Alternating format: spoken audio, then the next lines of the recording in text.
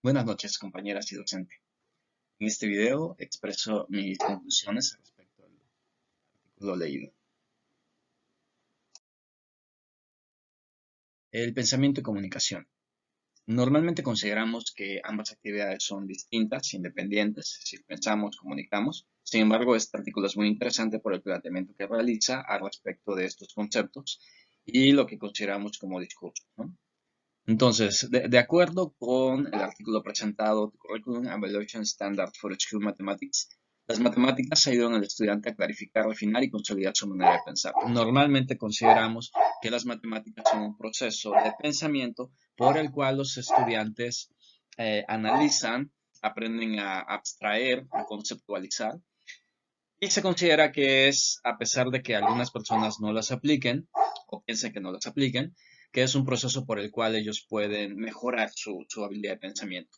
Sin embargo, esto a su vez implica que la comunicación y el pensamiento vienen a ser como procesos diferentes y uno es auxiliar del otro. Entonces, en ese sentido, este artículo plantea que el pensamiento es una manera de comunicación consigo mismo, es decir, cuando uno piensa, sí, es muy interesante porque cuando uno piensa, las palabras o los conceptos o las ideas se van formando en nuestra mente y a su vez es una manera de hablar consigo mismo, ¿no? Un mecanismo, un medio de comunicación por el cual nosotros hacemos introspección. Algo interesante de considerar es que, por ejemplo, cuando otras personas hablan en otros lenguajes, cada quien piensa en el lenguaje en el que está hablando, ¿no? Es decir, ese es como el objetivo y normalmente la lengua materna de cada quien es aquella en la que uno piensa.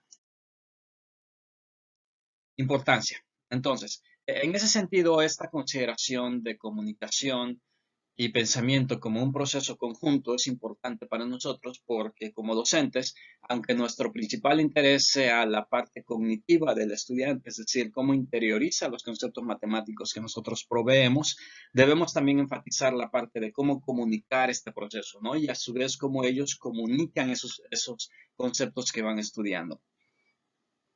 Entonces, en ese sentido, debemos pensar a la comunicación como el uso y producción de los medios destinados a entablar ese intercambio de conocimientos, ¿sí?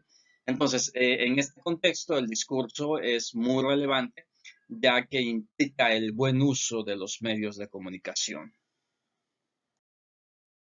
Ahora, ¿cómo consideramos que la comunicación sea un acto que sea efectivo, ¿no? Con base en lo anterior, estamos considerando que el fin de la comunicación y como parte del proceso de pensamiento es que entre dos personas puedan entenderse, ¿no? Es decir, cuando estamos en un aula de clases, lo que queremos es que los conceptos que el estudiante, que el docente está presentando a los estudiantes se asimilen de manera correcta. Entonces, ¿cómo logramos nosotros evaluar este proceso de comunicación, no? Entonces, de acuerdo al artículo, la comunicación va a ser efectiva si logra ese propósito para el cual se establece, ¿no? Es decir, que la intención que quiera expresar la persona que está comunicando sea ah, interpretada de manera correcta por la persona que está escuchando.